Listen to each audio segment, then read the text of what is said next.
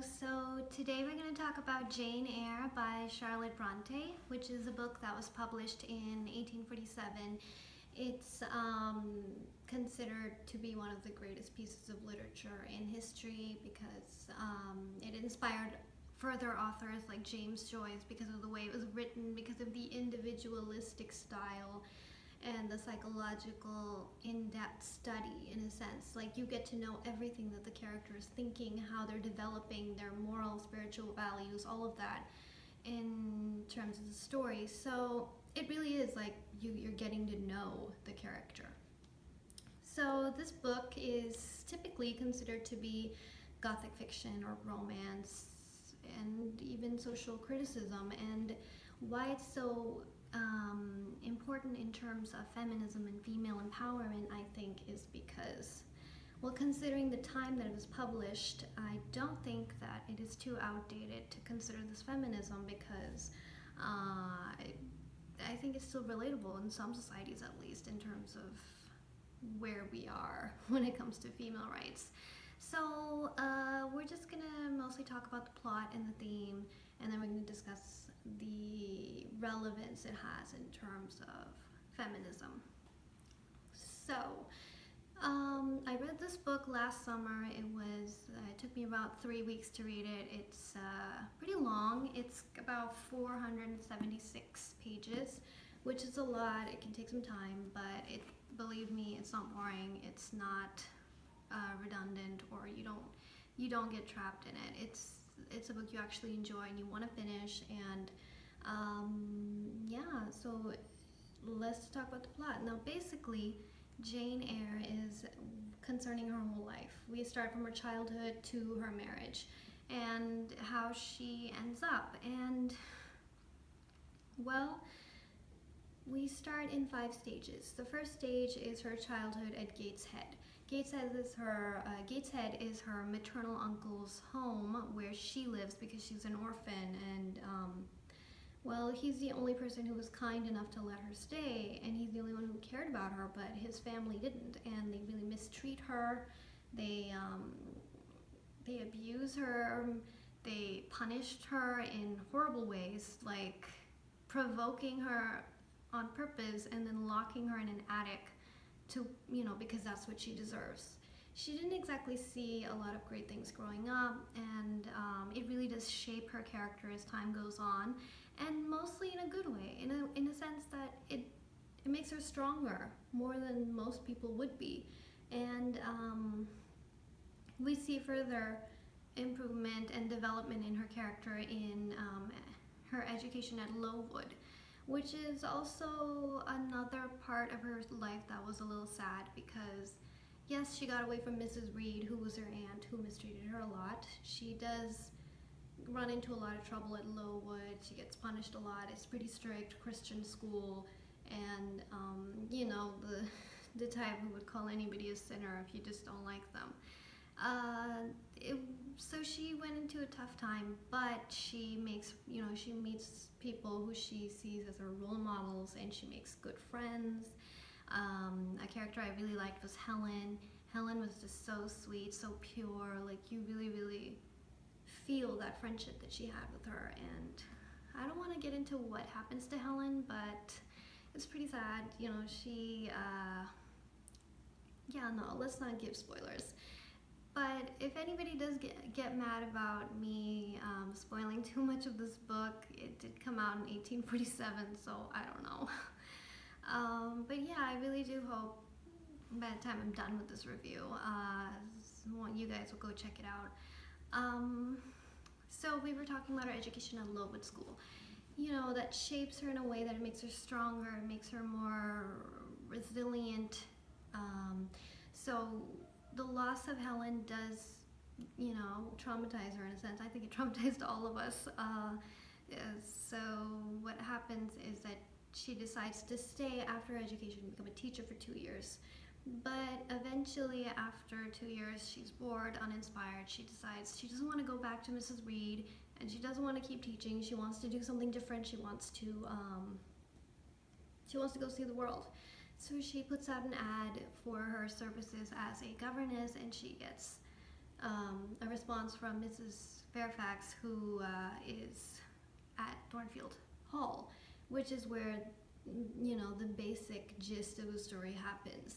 She goes there, she meets Mr. Rochester. Mr. Rochester is a funny character because you hate him, but you also really like him, and he's also making you blush at the same time he's making Jane Eyre blush. Like, it's funny.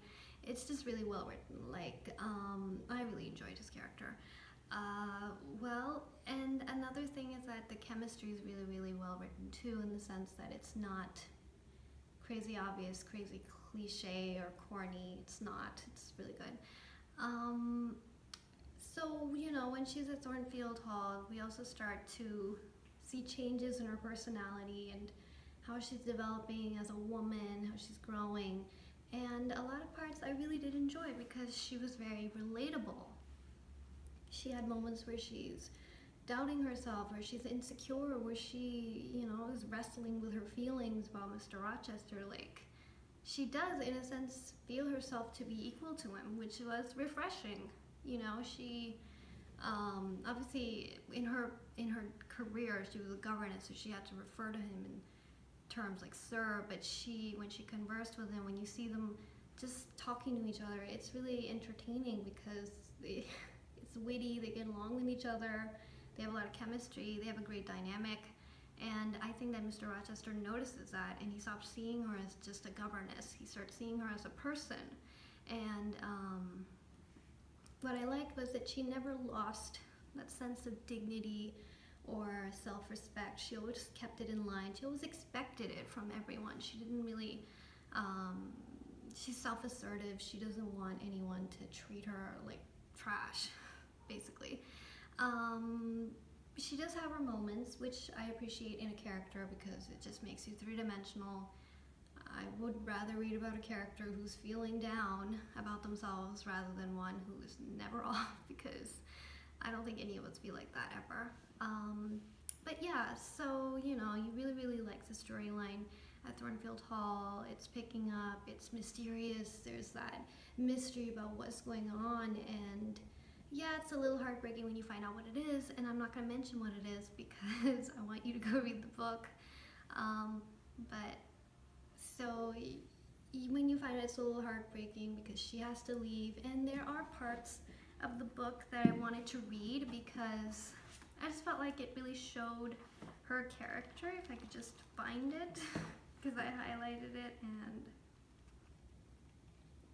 just give me a sec. Yeah, okay, I found it. This is in chapter 27.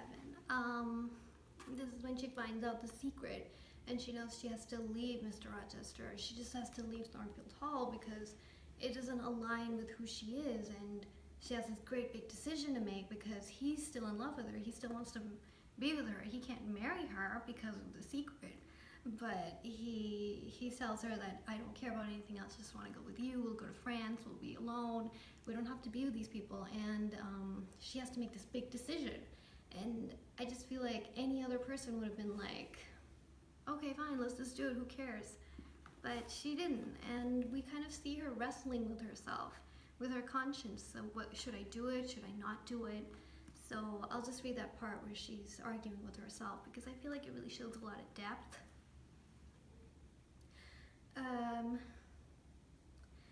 I asked, what am I to do? But the answer my mind gave, leave Thornfield at once, was so prompt, so dread that I stopped my ears. I said I could not bear such words now. That I am not Edward Rochester's bride is the least part of my woe, I alleged. That I have wakened out of most glorious dreams and found them all void and wane is a horror I could bear and master, but that I must leave him decidedly, instantly, entirely is intolerable. I cannot do it. And then further on we see a whole paragraph about her conscience, telling her, oh, maybe I could do it. What's so bad? Like, if I left Thornfield Hall, I'd see nothing but misery. I don't have a home. I don't have anything out there. And that's true. She's a woman with no place to go. And she still decides that, no, I can't go against my values. And which is something I thought was very strong because, what woman wouldn't say no? And yeah, it was pretty strong of her character, and it's pretty inspiring. And even though Mr. Rochester is like, literally on his knees, like asking her, please don't leave, like I'll do anything for you, she leaves because she has self-respect and dignity, and I really appreciated that in her character. That was nice. So there were just some parts that I talked about that were pretty nice. It's a happy ending. There's just the most iconic line, "Dear reader, I married him." It's just, I'd heard about it. I never, when I heard about it, I was like, okay, who cares? Like, it's not that amazing. But when you read it in the context of the story and you get to that line, it's like nothing else. Like, I don't know what to describe it as. It's amazing. So yeah, you get to the end, and it's just like this long, really beautiful ride. You had a great time. You feel like you lived it, because I read this book last year, and when I had to do this review, I kind of had to go back and look some stuff up so I would make sure I didn't forget anything. And I just like every part that I would read, every part of the summary or the plot or whatever I would read, I just like instantly get images in my head of me being there, because when I was reading it, I was picturing it so vividly, and that's what a good book does. So I hope that you guys like this review and that it made you want to go read the book, because it's a really good book. Okay, thank you.